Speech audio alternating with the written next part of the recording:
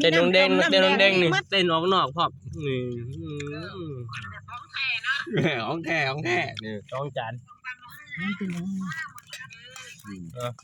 ไปมัดเลยมัดลูกมัดหลาน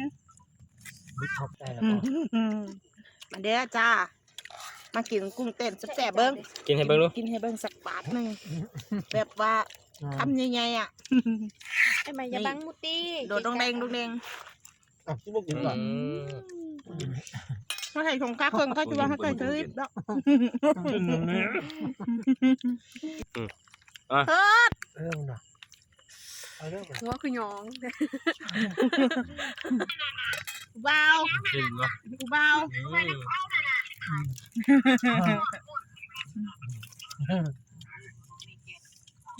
ต่อไอ้แม่งาม สอง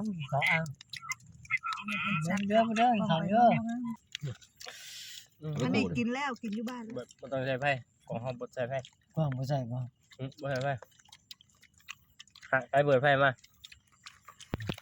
ว้าวุ่นเลยเนาะ